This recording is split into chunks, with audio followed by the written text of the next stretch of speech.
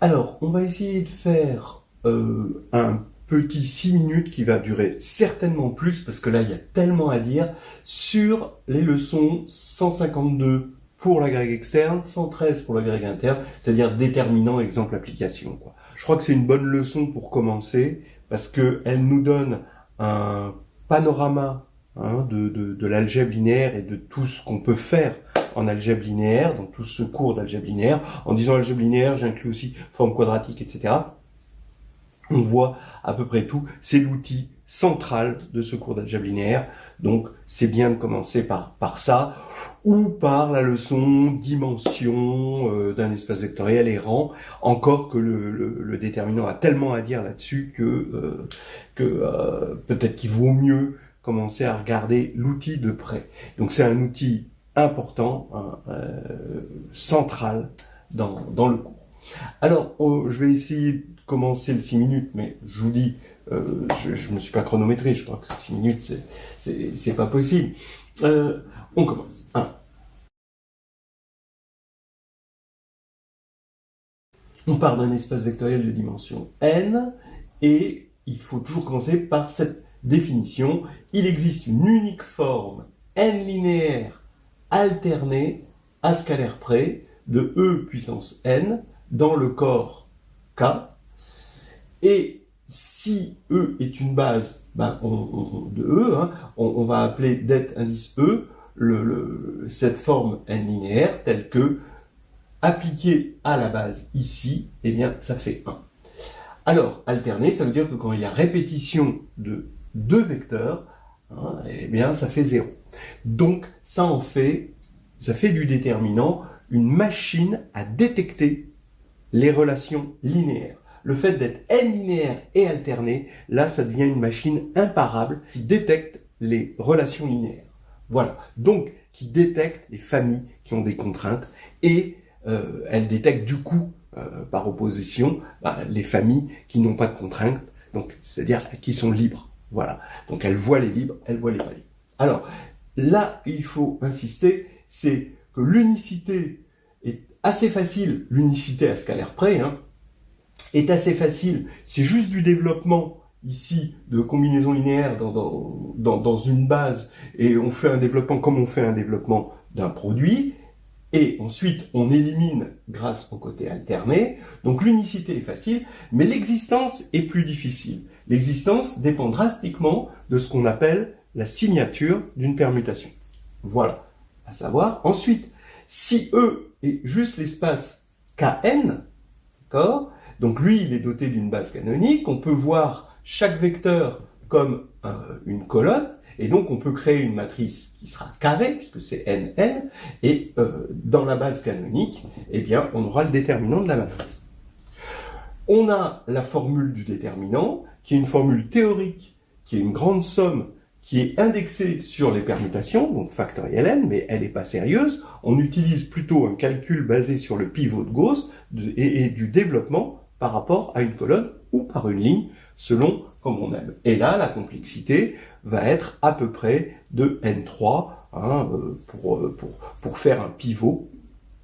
C'est toujours du 2/3 de n3 pour le pivot, et ensuite pour faire la multiplication des éléments diagonaux qu'on aura obtenus.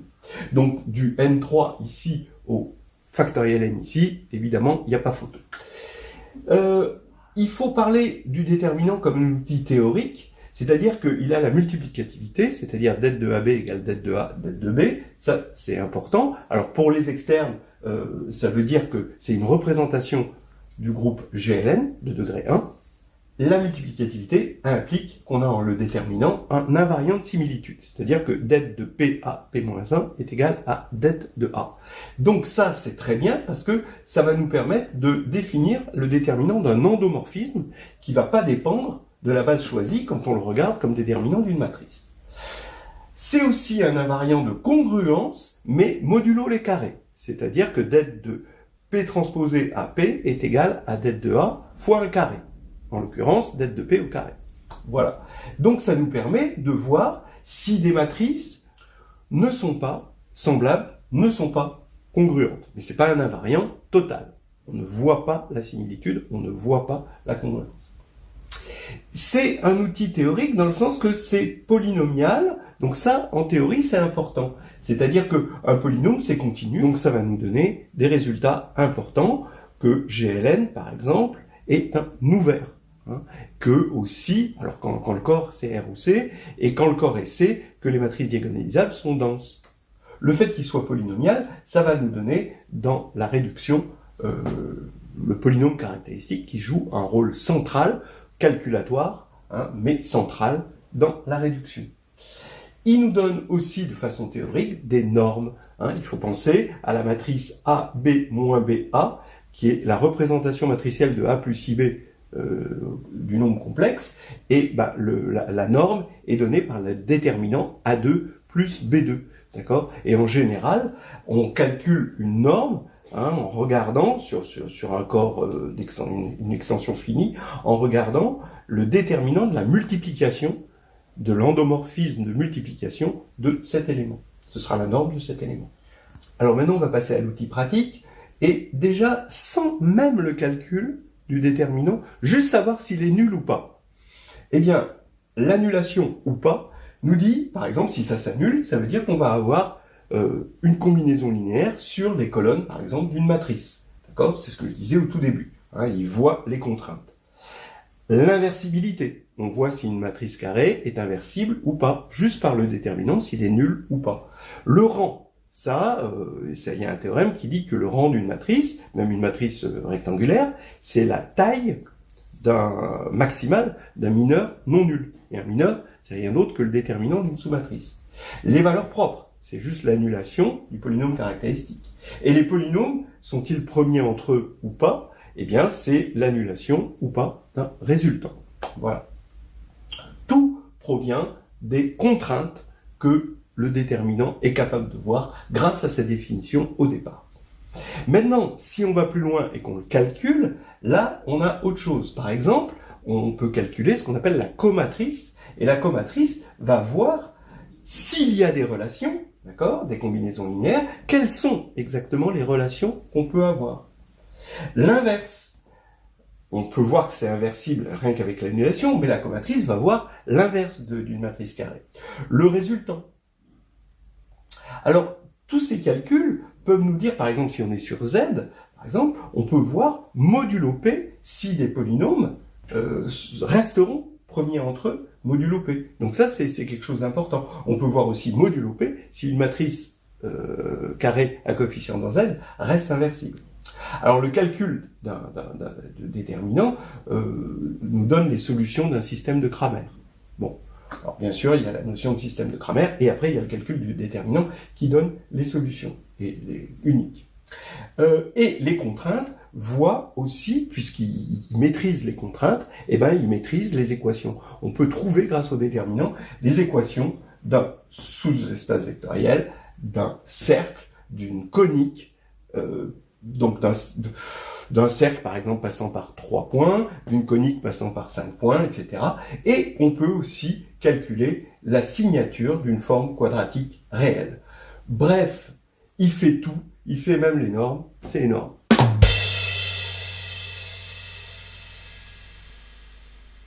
Alors, on va attaquer maintenant le savoir-faire. Qu'est-ce que le jury peut vous demander à minima, en toute petite question, pour vérifier que vous comprenez un peu les tenants, les aboutissants du déterminant. La première chose, je pense, il faut avoir fait au moins une fois dans sa vie, le calcul se calcule ici en dimension 2. C'est-à-dire, on prend f, une forme 2 linéaire alternée, sur un espace de dimension 2, muni d'une base petit e1, petit e2, et on regarde f de uv, deux vecteurs qui se décomposent dans la base comme ceci. Donc a, e1 plus be2, c, e1 plus de2, et en fait le côté 2 linéaire, donc en général le côté n linéaire, c'est qu'on développe comme on développerait un produit, d'accord ? C'est comme si vous développiez ça fois ça, avec une distributivité. Donc vous allez avoir AC f de 1, e1, plus AD f de 1, e2, plus BC f de 1, plus BD f de 2. J'oublie le F. Voilà. Et maintenant, vous utilisez le caractère alterné, après avoir utilisé le caractère n linéaire, ben, le caractère alterné, c'est que ça disparaît, et ça disparaît, et dans le caractère alterné, il y a le fait que f de E1, E2 est égal à l'opposé de f de E2, E1. Et vous tombez sur le fameux AD moins BC, mais il n'y a pas unicité, on avait vu qu'il y avait unicité à scalaire près, et on voit que le scalaire est donné par ça. D'accord? C'est l'image juste d'une base, et l'image d'une base va nous donner ceci. Alors ça, c'est le côté facile, l'unicité à scalaire près d'une forme n linéaire alterne. Voilà. Et le fait qu'on puisse en définir une, maintenant, l'existence, là, il faut savoir un petit peu comment cela repose sur l'existence de la signature, qui est déjà quelque chose au niveau du groupe de permutations. Alors, regardez, bah, à partir du moment où, dès que vous échangez deux vecteurs, eh bien, vous avez l'opposé, regardez comment on va faire du redressement. Du redressement, c'est-à-dire que j'ai pris une base, E1, E2, E3, et je l'ai permutée. Et maintenant, je vais la redresser. Donc, vous pouvez mettre ici un F devant, hein, si vous voulez. C'est l'image de trois vecteurs. Hein. Là, on est en dimension 3, hein, maintenant, par une forme 3 linéaire alternée. Et je pars de E3, E2, E1, et je vais redresser vers E1, E2, E3. Alors d'abord, bah, je peux redresser en disant, tiens, je vais redresser en échangeant ces deux-là. Donc ça fait apparaître un moins. Maintenant, je vais échanger ces deux-là, ça va faire disparaître du coup le moins, moins ça fait plus, et maintenant, j'ai plus qu'à faire encore un échange ici, et là, ça fait moins. Donc moins E1, E2, E3. Voilà. Donc j'ai un moins. Mais il n'y a pas une unique façon de redresser. J'aurais pu redresser, d'une part, bah, au lieu d'échanger ces deux-là, j'aurais échangé ces deux-là, puis ces deux-là, puis ces deux-là, et là, j'aurais encore, puisque c'est 3 fois, je serais encore tombé sur un moins.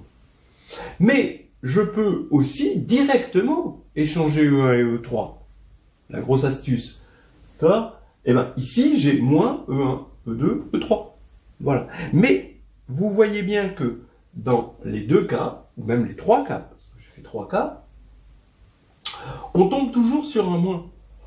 C'est-à-dire que même si le nombre d'étapes n'est pas le même, la parité du nombre d'étapes, c'est-à-dire la parité du nombre de transpositions nécessaires à l'obtention de notre permutation, eh bien, la parité est la même. Et le fait que la parité est la même, c'est ça, l'existence de la signature.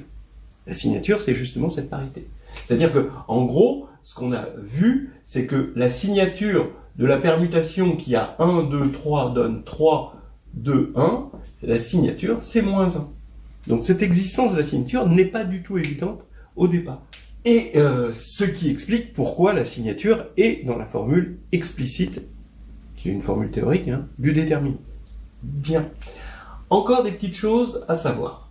Vous prenez une matrice, ici, 3, 3, carré de taille 3, et vous calculez le déterminant. Tac. Alors vous calculez le déterminant, calculez-le. Alors ici, il y a la règle de Sarus, hein, bon, voilà. D'ailleurs, vous voyez que dans la règle de Sarus, c'est intéressant, et ça c'est un exercice à faire, vous développez Sarus, vous avez 6 termes. Et ces 6 termes, c'est exactement, évidemment, factoriel 3. Et donc ces 6 termes sont en bijection avec le groupe de permutation S3.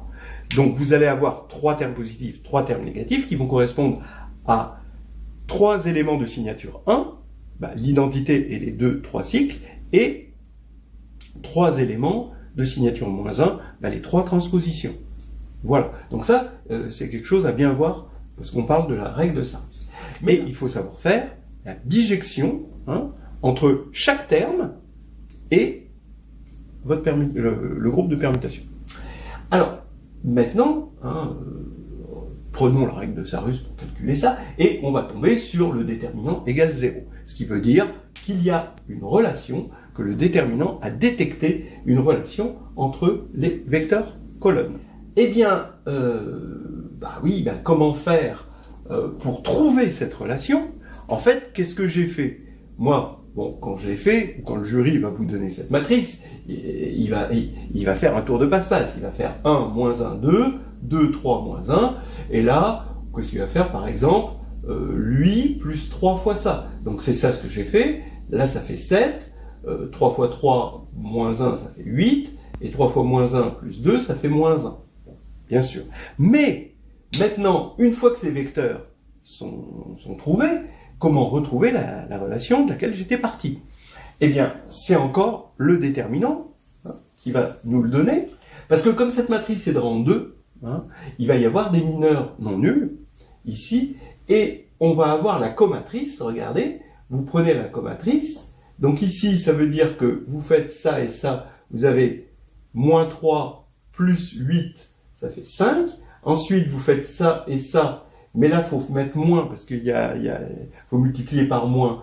Et ici, ça va faire 16 moins 1, 15. Et ensuite, là, vous avez 1 moins 6, ça fait moins 5. Donc, vous allez avoir 5, 15, moins 5. Eh bien, voilà. Alors, n'oubliez pas les plus, moins, plus. Il y a une règle des signes là-dedans. Et voilà. Alors, le fait que la transposée de la comatrice de A fois la matrice A est égale à déterminant de A fois l'identité, cette formule qui doit figurer évidemment dans votre plan, eh bien, ça va entraîner qu'il y a une relation ici, et cette relation, 5, 15, moins 5, va nous donner que ces trois vecteurs U, V, W vérifient. Alors, une fois que j'ai divisé par 5, U plus 3V moins W égale 0. Voilà. Alors, ce qui est marrant aussi avec le déterminant, c'est que à partir du moment où les colonnes sont liées, alors les lignes sont liées aussi. C'est parce que le déterminant de A transposé est égal à déterminant de A. C'est un magnifique avatar de la dualité, en quelque sorte. Bien. Et donc, vous pouvez aussi regarder ici, avec la comatrice, là, comatrice là, vous pouvez regarder quelle est la relation qu'il peut y avoir entre les lignes. Bon, je pense qu'on peut la voir ici à l'œil nu. On fait ça moins ça, ça fait ça, ici, c'est bon.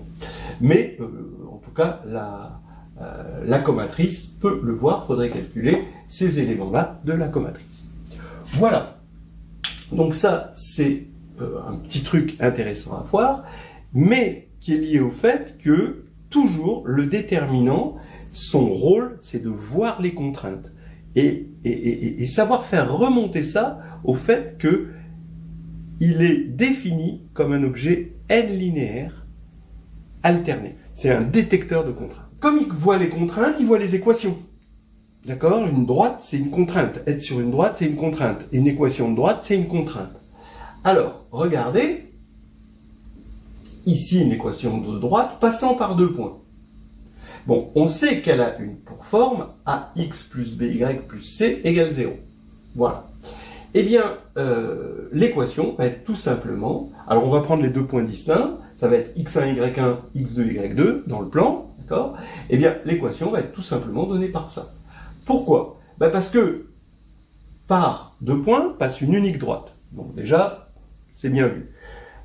Une droite, elle est donnée par son équation qui a cette forme-là. Voilà. Ensuite, bien sûr, il faudrait voir que c'est bien une droite, que c'est pas 0, que la relation est une vraie relation. Donc, effectivement, vous voyez que le terme en y, c'est ce cofacteur-là, et donc c'est x2 moins x1. De la même manière, le terme en x, c'est y, ou y1 moins y2, au signe près. Donc, ici, si les deux points sont distincts, on a bien quelque chose de non nul. Il y a au moins un des deux, A et B, qui est non nul. Donc c'est bien une équation de droite. Et pourquoi ça passe par les deux points? Eh bien, ici, parce que quand vous remplacez x et y par x1 et y1, eh bien, ça va être nul à cause du caractère alterné du déterminant. Et pareil pour x2. Donc c'est bon, c'est terminé. Alors maintenant, mieux, c'est-à-dire que vous pouvez faire des équations de droite vectorielles, des équations de plan, des équations de n'importe quoi. C'est-à-dire que le déterminant va vous permettre, à partir de contraintes, passer par des vecteurs, passer par des points en affine, etc. Donc soit en vectoriel, soit en affine, le déterminant va vous donner des contraintes si vous connaissez la forme au départ de l'équation. Mais mieux, vous êtes toujours dans le plan, cette fois-ci clinien, et vous voulez une équation de cercle, passant par 3 points. On sait que vous avez le cercle circonscrit, hein, c'est le cercle qui passe par 3 points. Eh bien, comment vous allez avoir cette équation? Eh bien, on sait que la forme ici, c'est ceci, d'accord? A facteur de x2 plus y2 plus bx plus cy plus d égale 0. Eh bien, j'affirme que mon équation de cercle va être donnée par le déterminant. Hein, d'accord? Ici, hein, voilà, j'écris toutes les équations, hein, tous les éléments 1, x, y, x2, y2, là ici, là ici, là ici.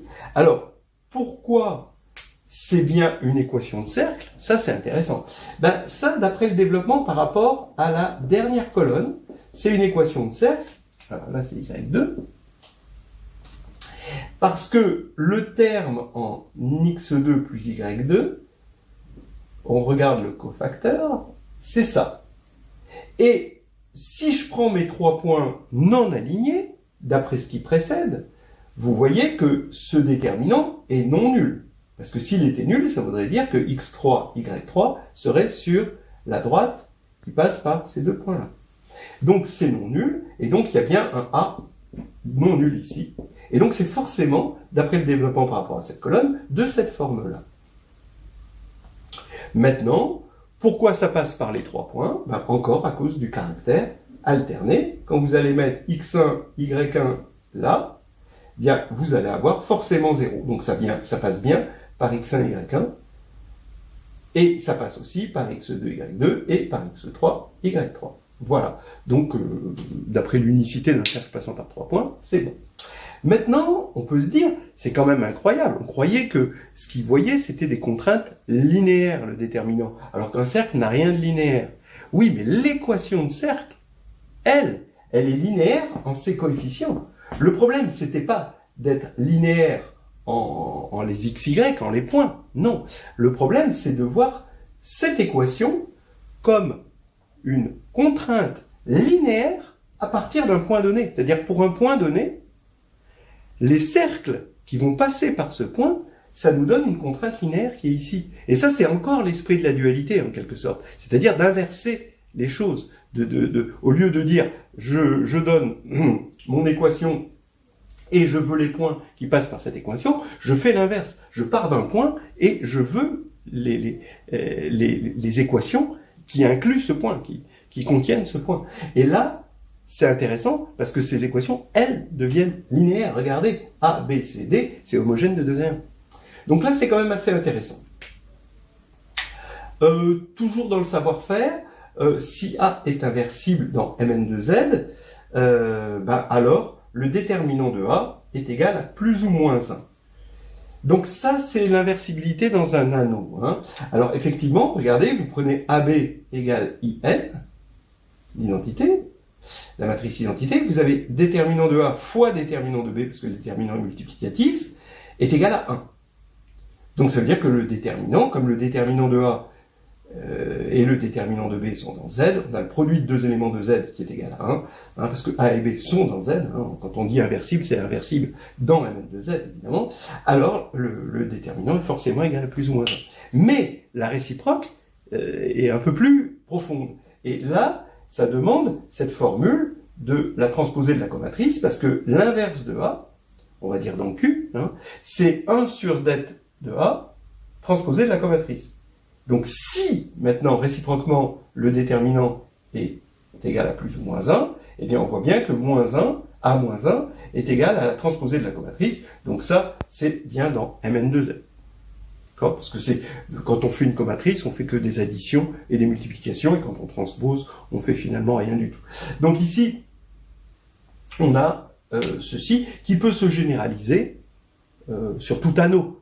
C'est-à-dire, en fait, vous êtes sur un anneau si R, voilà, et là, vous aurez inversible dans la domaine de R, si et seulement si det de A appartient à ce qu'on appelle R étoile, qui par définition, attention, c'est pas les éléments non nuls de R, ce sont les éléments inversibles de l'anneau R. Voilà, on va continuer sur le savoir-faire, il y a encore des petites choses. Alors, encore dans le savoir-faire, un classique, c'est de faire redémontrer le calcul du déterminant d'une matrice triangulaire par bloc. C'est-à-dire que cette matrice qui est triangulaire par bloc, avec 0 là, eh ben vous avez déterminant de A fois déterminant de B. C'est pour faire utiliser la... Alors on peut le faire autrement évidemment par une méthode très calculatoire, mais là avec la linéarité, la n-linéarité et le caractère alterné, c'est très facile. Parce que vous considérez l'application qui va des matrices, hein, mais des matrices de taille K cette fois-ci, c'est-à-dire la taille de la matrice carré A.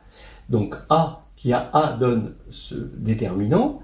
Eh bien, c'est facile de voir qu'elle est K-linéaire alternée, hein, sur les colonnes de A. Effectivement, hein, le fait que ce déterminant-là est n-linéaire alterné, déjà, le fait qu'il soit n-linéaire va impliquer que cette application va être K-linéaire.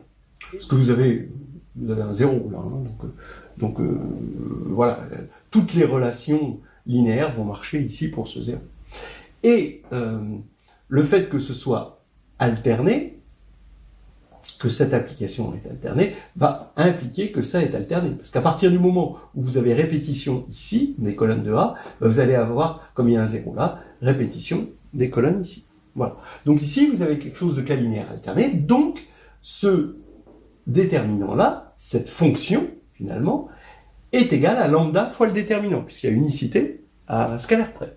Maintenant, comment je calcule lambda ? Eh bien, évidemment, pas en prenant A la matrice nulle, parce que ça va me donner 0 égale 0, mais par contre, en prenant A égale la matrice identité, parce que ici, je sais que le déterminant de l'identité, ça fait 1, et là, le déterminant de l'identité 0, c'est B, eh bien, par développement successif par rapport à des colonnes, ici, on va avoir directement le déterminant de B. Voilà. Donc, ça va faire que lambda est égal déterminant de B, et donc, ce déterminant, c'est le déterminant de A fois le déterminant de B, comme annoncé. Voilà.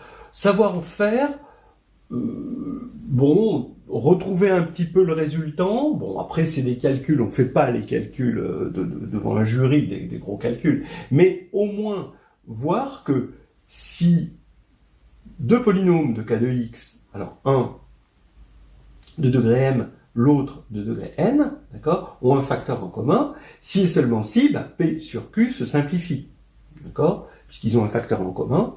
Donc ça veut dire, à partir du moment où ils se va se simplifier, P0 et Q0 vont être de degrés strictement plus petits que M et N, ou plus petits. P0 sera de degrés plus petit que N-1 et Q0 plus petit, de degrés plus petit que N-1. Donc vous allez avoir, quand vous allez regarder l'application linéaire qui a UV donne UQ moins VP, vous aurez ici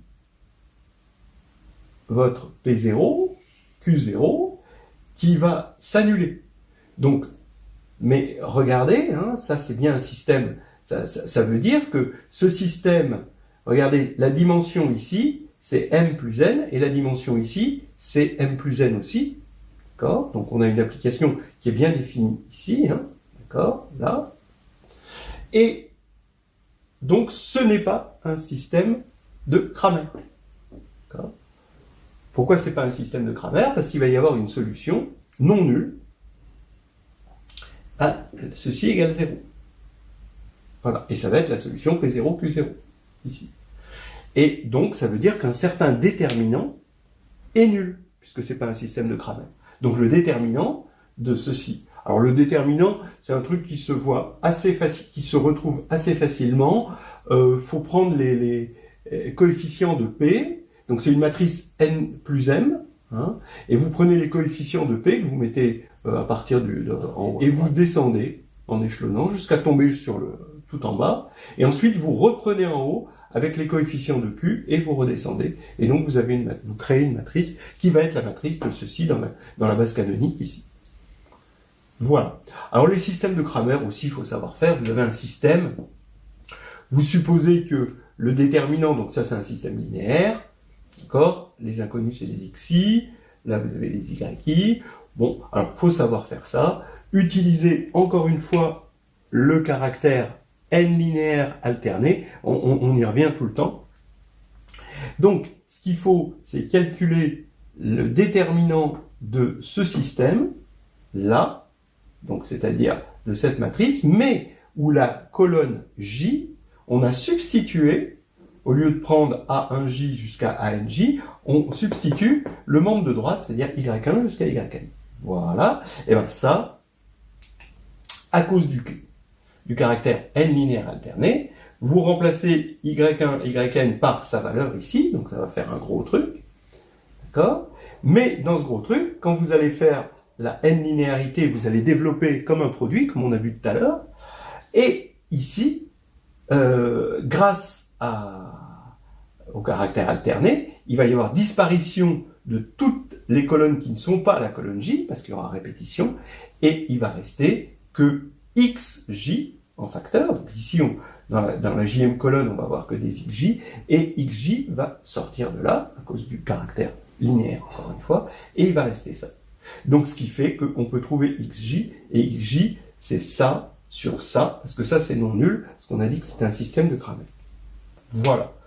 Donc ça nous donne un aperçu des choses à savoir faire. Maintenant, on peut regarder eh bien, les développements que l'on peut faire.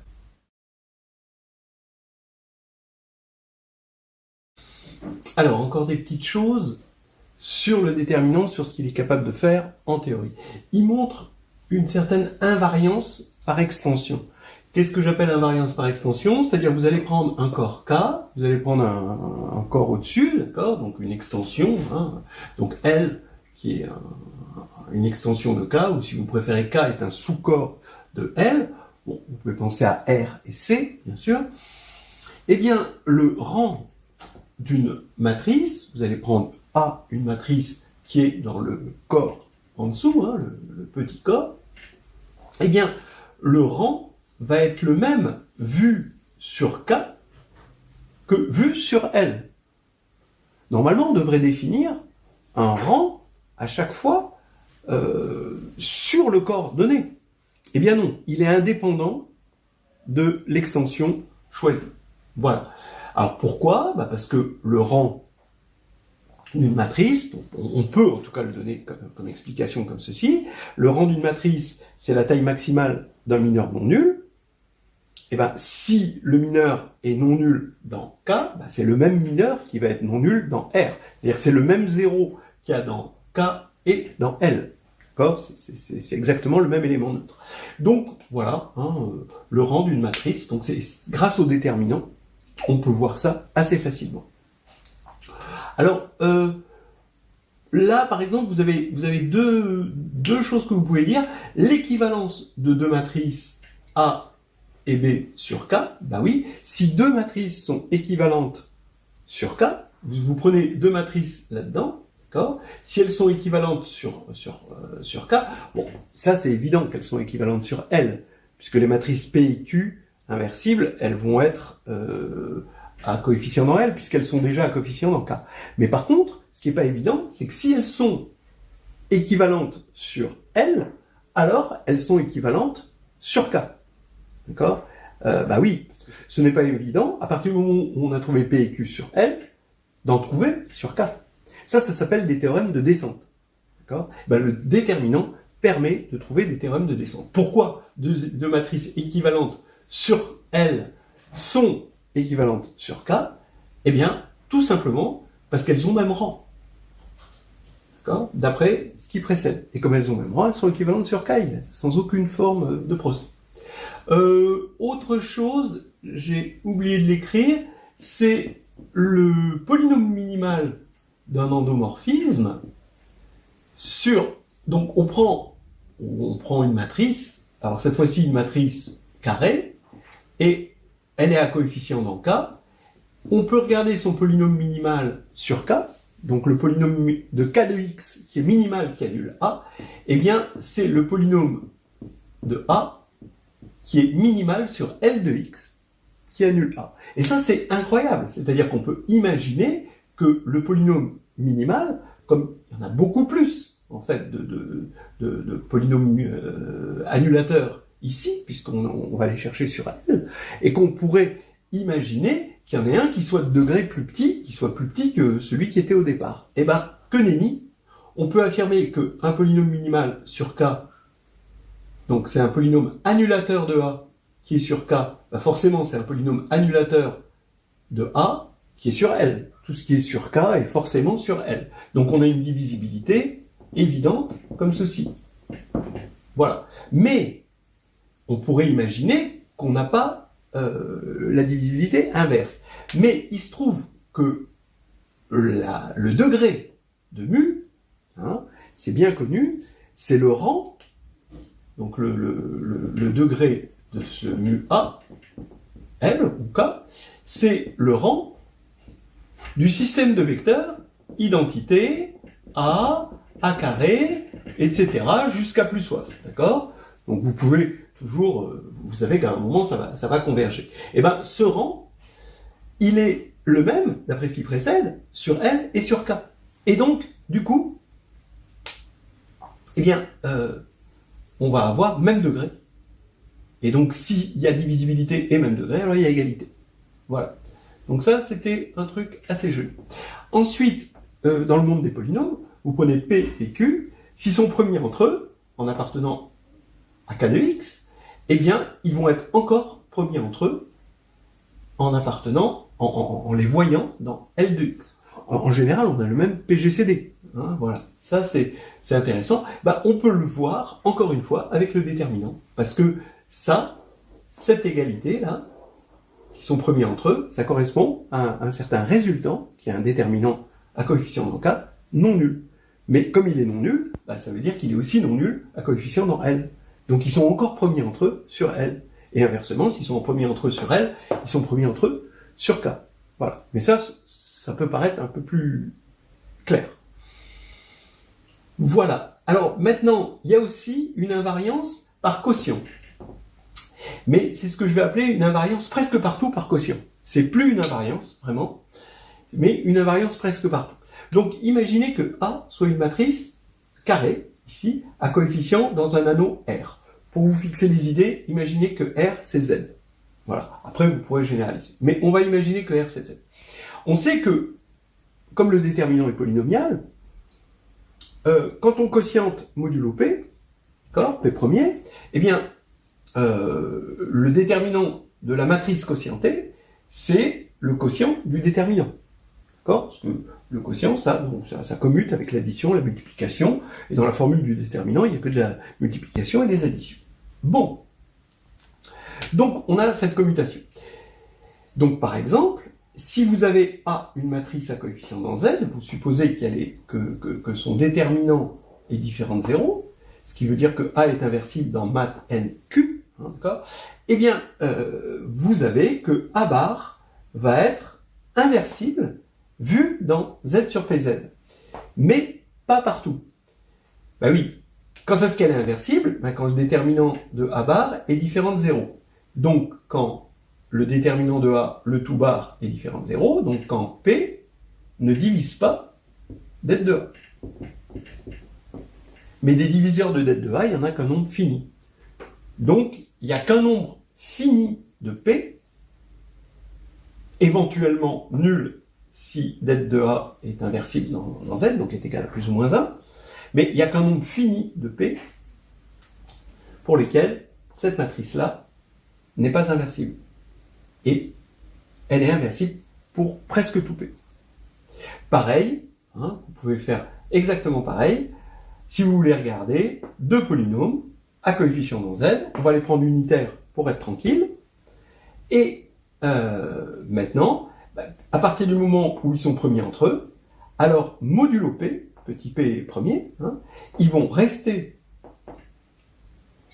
premiers entre eux pour presque tout P. D'accord? Parce que les exceptions, là où ils vont plus être premiers entre eux, c'est quand petit p divisera le résultant de P et Q, qui est un déterminant. D'accord? Donc ça va appartenir à Z.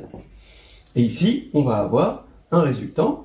Ce résultant, c'est un entier, il va avoir un nombre fini de diviseurs, et donc pour ces diviseurs-là, et uniquement pour ces diviseurs-là, eh bien, P bar et Q bar ne seront pas premiers entre eux. Voilà des choses encore intéressantes, théoriques, qu'on pouvait dire. Maintenant, on termine sur des développements possibles. Alors, bon, je les ai pris, évidemment, vous en doutez, dans le carnet de voyage en algébrie, et un dans le carnet de voyage en analysant. Parce que, bon, évidemment, le déterminant a un lien avec l'analyse, et pas des moindres. Entre autres, le jacobien, la forme volume quand même, hein, le calcul d'un volume, c'est quand même un peu analytique, c'est en tout cas typiquement réel. Voilà, il y a du plus simple au plus compliqué, mais en fait là, bon, alors celui-là est assez simple en tout cas. Le 1, 3, 32, carnet de voyage en algébrie, c'est ça, et là, ce sera en analysant. Alors ici, GLN est un ouvert dense de Mn. Bon, c'est pas méchant, hein, vraiment, ça utilise évidemment le déterminant, sa polynomialité pour la densité, et sa continuité, du coup, pour l'ouverture. Bon. 1, 3, 33, la continuité de A donne qui A. Encore une fois, c'est le déterminant qui est là, sa polynomialité, qui va impliquer la continuité de l'application qui a la matrice A de l'espace normé sur R. Hein, on est sur R ou C, comme vous voulez. Hein, voilà. Hein, donc ça, c'est que ce soit bien clair hein, pour toutes ces histoires de topologie. Qui à A associe donc son polynôme caractéristique, hein, quand on a une matrice carrée. On va avoir continuité et du coup une petite application à qui AB est égal à qui BA. Parce qu'on commence par le cas où A est inversible. Voilà. 1.3.61.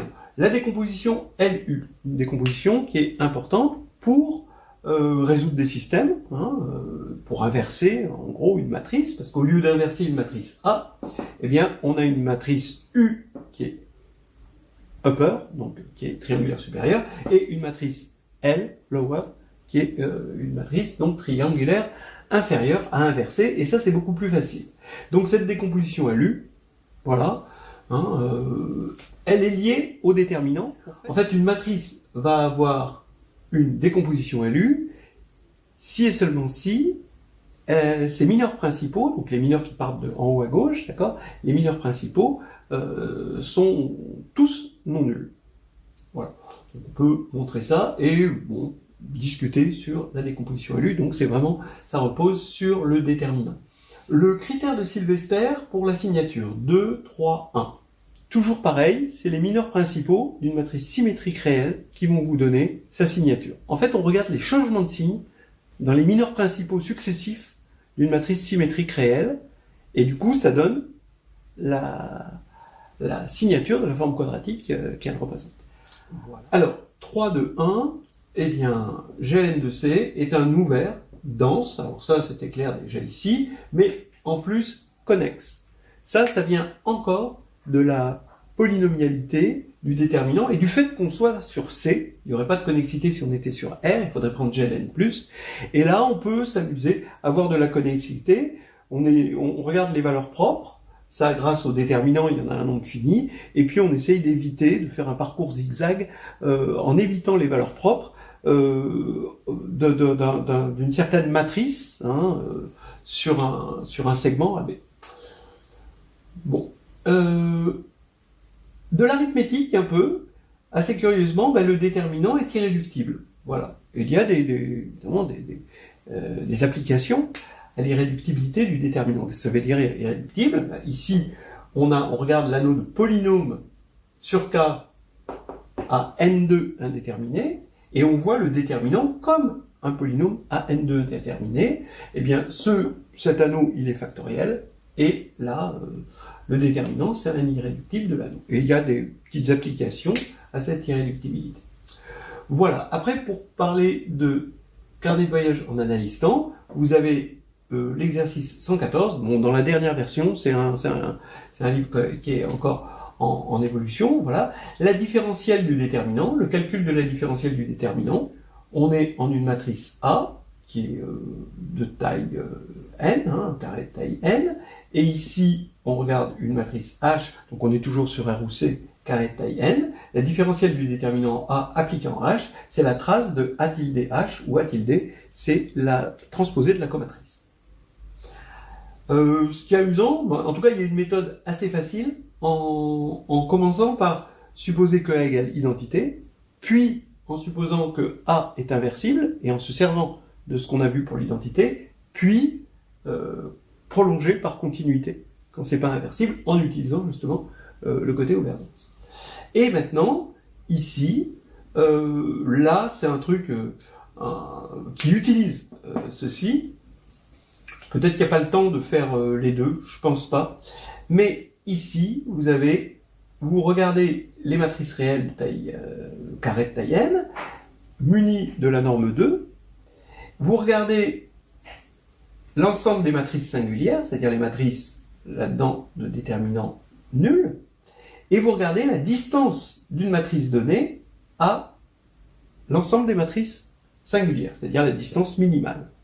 Alors, bien, il se trouve que cette distance minimale est supérieure à la racine de lambda n, où lambda n, c'est la plus petite valeur propre de A transposé A. Effectivement, A transposé A est une matrice symétrique, donc toutes ses valeurs propres sont réelles. En plus, elles sont réelles positives, parce que c'est une matrice symétrique positive. Elle est définie positive si A est inversible, évidemment de déterminants différents z.